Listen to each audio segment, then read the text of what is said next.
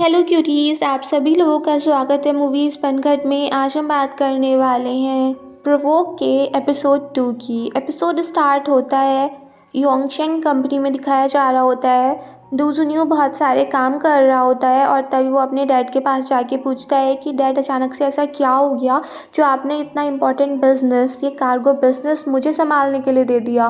उसकी बात सुनकर उसके डैड उससे कहते हैं कि चलो मेरे साथ एक कप चाय पियो, फिर हम बात करते हैं। डूजुनियो के डैड कहते हैं कि जब से तुम छोटे से ही थे, हम दोनों कभी साथ नहीं रहे। जब तुम 6 साल के थे तब मैंने तुम्हें और तुम्हारी मॉम को छोड़ दिया था। पिछले 16 सालों में पता नहीं तुमने कितनी मुसीबतों का सामना किया है। अब हम इतने सालों बाद मिले हैं तो मुझे तुम्हारे लिए कुछ करने दो। इतना कुछ तो तुम्हारे लिए और तुम्हारी मॉम के लिए बनता ही है। उनकी बात सुन के डूजुनियो बोल देता है, ठीक है डैड, आपके बर्डन्स और आपकी रिस्पॉन्सिबिलिटी दोनों चीज़ों संभालने का काम अब से मेरा है और ये बिज़नेस का काम मैं बहुत अच्छे से करूँगा। और उन पेपर्स को लेके जाते हुए उसके चेहरे पे एक अलग सी खुशी होती है। दूसरी साइड दिखाते हैं जियांग यिंग से लैन बोल रही होती है कि तुमने सिर्फ एक हफ्ते में 2 ही शोज़ करने के लिए बोला है और तुम्हारा पहला ही शो इतना हिट हो गया। अब मैं उन सब लोगों को कैसे समझाऊं जो तुम्हें स्टेज पर देखना चाहते हैं। जियांग यिंग उससे कहती भी है कि जब हमने डिसाइड किया था कि मैं एक हफ्ते में 2 ही शोज़ करूँगी, तभी हमने डिसाइड कर लिया था कि वो 70% अर्निंग तुम ले लोगी। तो लैन कहती है कि इसमें पैसे की तो कोई बात ही नहीं है, मगर वो जो बाहर लोग हैं ना, मैं उन लोगों को ऑफेंड नहीं कर सकती हूँ। उसकी बात सुन के जियांग यिंग कहती है, ठीक है, तो मैं शो करने के लिए तैयार हो जाती हूँ। इतने में जियांग यिंग तैयार होने के लिए चली जाती है। लैन वहाँ से बाहर जा ही रही होती है कि तभी वहाँ पर डूजुनियो आ जाता है और वो लैन को वहाँ से चुपचाप भेज देता है। जब अपनी ड्रेस चेंज करके जियांग यिंग बाहर आती है, वो देखती है मिस्टर डू खड़े हैं और उसको अपनी ड्रेस की जिप भी बंद करवानी थी।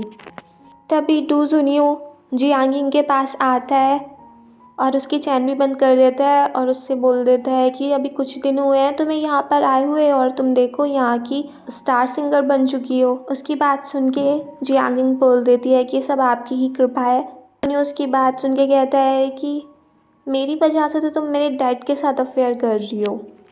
जियांग यिंग कहती है कि आप क्या कह रहे हैं, मुझे आपकी बात समझ नहीं आ रही है। उसकी बात सुन के डूजुनियो उसको बोल देता है कि जितना मैं तुम्हारे बारे में जानता हूँ, तुम अब्रॉड से अभी वापस आई हो, तो ऐसा क्या है कि आते ही तुमने मेरी डैड की तरफ अपनी नज़रें बढ़ा ली हैं।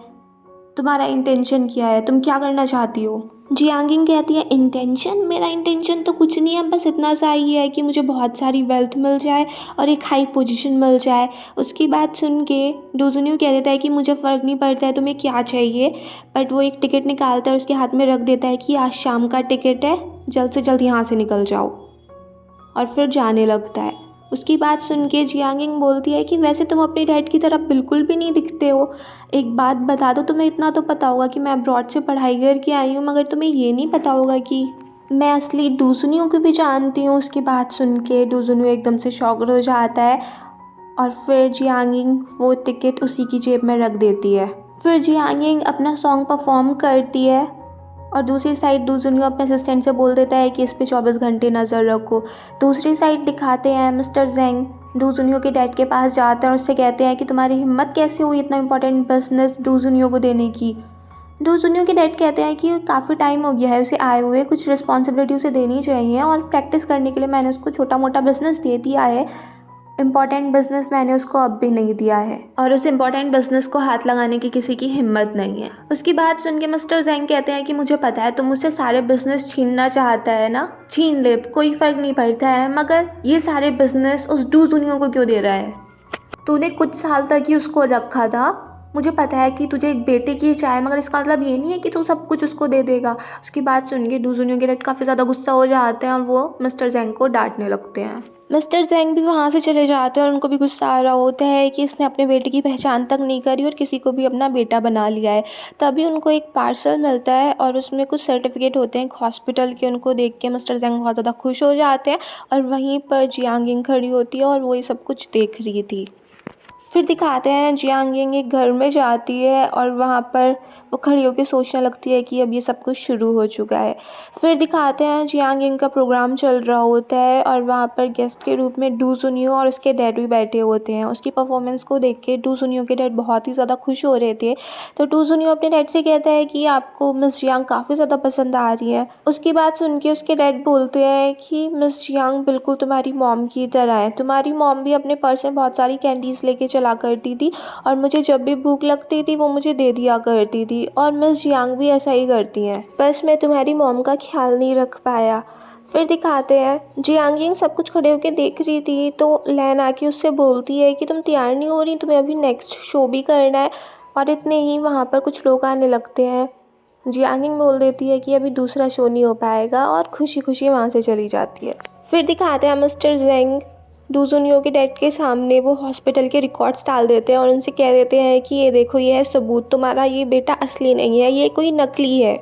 उसकी बात सुन के डू जुनियो के डैड भी यकीन नहीं कर रहे थे और फिर डू जुनियो ही खड़ा हो जाता है। वो कह देता है कि मिस्टर जेंग, अगर आप मुझे पसंद नहीं करते हैं तो कोई फ़र्क नहीं पड़ता है, बट इसका मतलब ये नहीं है कि आप झूठी झूठी अफवाहें फैलाएंगे और ऐसे पब्लिक में मेरे डैड को एम्बेरस करेंगे। बट फिर मिस्टर जेंग वो सारे सर्टिफिकेट निकाल के डू जुनियो के डैड के सामने रख देते हैं और कहते हैं कि 5 साल पहले तुम्हारा बेटा एक फ़ाइट में था जहाँ पर इसके एक बहुत बड़ा घाव आया था, जिसकी वजह से इसको 12 टाँके आए थे। हम इसके स्किन अभी चेक कर लेते हैं, अगर इसको कोई घाव है तो ये तुम्हारा असली बेटा है, नहीं तो ये कोई नकली है।